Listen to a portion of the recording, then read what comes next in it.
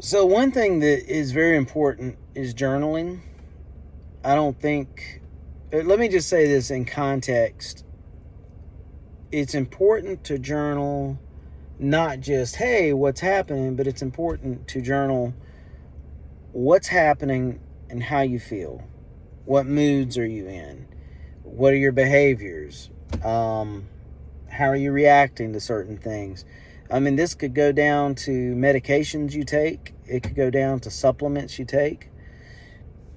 How it affects you. Because the only way to know is to have this in a journal. Because when you have a journal, you can go back, say, over the last 2-3 weeks and say, okay, well, I've noticed something about my behaviors, or I've noticed something about how I'm feeling. I've noticed something about my moods.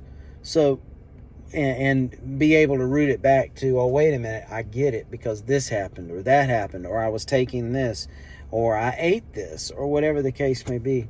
So within the proper context, I guess what I'm saying is it's really good to journal, and it's really good to keep up with self-evaluation, because it's really good to be able to go back to it, to see how far you've come, to see what good it has done, the stuff that you're doing, or to just see what type of track you're on.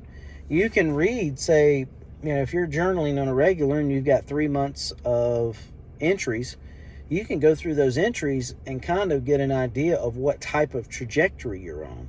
If you're moving upwards, if you're sinking, if you're, struggling with this or that, and what's causing you to struggle with this and that and so forth. And anyway, I guess I'm just giving a nice little plug for journaling. The other thing too, I don't think it's as effective personally, but I do it from time to time, is I will use voice memos on my phone, or basically my phone recorder, and I will record my journals. So that's an option as well.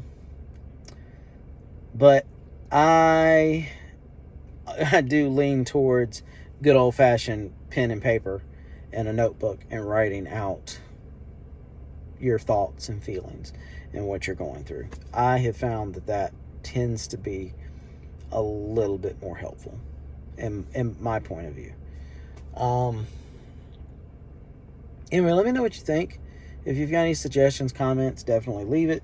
If you have any testimonies that go along with this, of how journaling has helped you, leave that in the comments too. But yeah. And as far as like books to use for journals, I used to use old school composition books. I don't anymore. Mainly because even those fall apart easily. So a lot of times I look for a good hardbound binded book. Sometimes you can find them cheap. Sometimes you have to pay a little bit. But if you don't care about paying, I know TJ Maxx and Ross has had a history of having them. Hobby Lobby has decent ones that are more kind of like Christian themed a lot of times. But of course there's good old Barnes & Noble too. They have a lot to choose from. And then of course there's Amazon.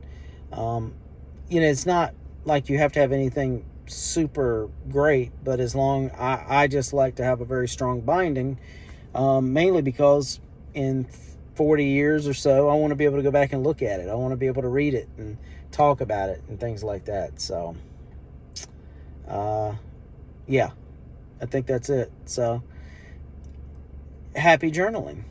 Hopefully this helps, and maybe this will encourage you to go buy a journal and get back to journaling if you're not already.